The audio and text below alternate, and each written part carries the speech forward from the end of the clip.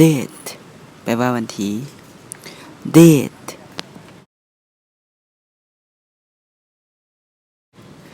month แปลว่าเดือน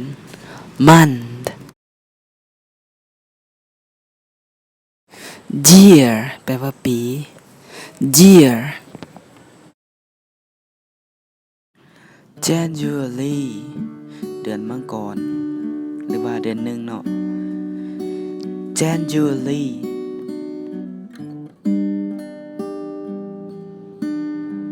February เดือนกุมภาหรือว่าเดือน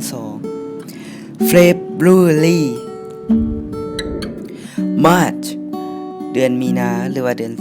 3 March April เดือนเมษาหรือว่าเดือน4 April May เดือนพฤษภาหรือว่าเดือน5 May June เดือนมิถุนาหรือว่าเดือน6 June July เดือนกรกฎหรือว่าเดือน7 July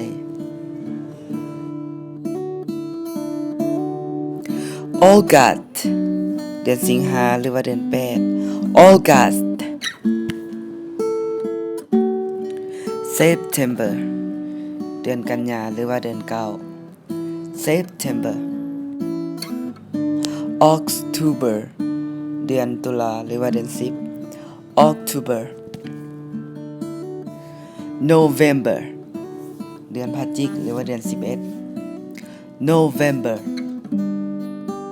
December เดือนธันวาหรือว่าเดือน12 December Monday วันจันทร์ Monday Tuesday วันอังคาร Tuesday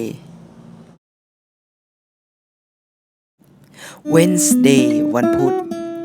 Wednesday Thursday วันพฤหัส Thursday Friday วันศุกร์ Friday Saturday วันเสาร์ Saturday Sunday วันอาทิตย์ Sunday เบิ่งจบแล้วอย่าลืมกดปุ่มติดตามเพื่อเป็นกำลังใจในการเฮ็ดวิดีโอต่อไปสนับสนุนโดยเจ๊บองเมตูวนประสบการณ์ขายยาวนานมากกว่า30ปีมันแซ่บอีหลีมันแซ่บแท้ๆเลย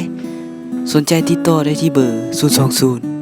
985 25825เบอร์นี้เบอร์เดียวเท่านั้นพิเศษส่งถึงที่ทั่วตัวเมืองนครหลวงเวียงจันทน์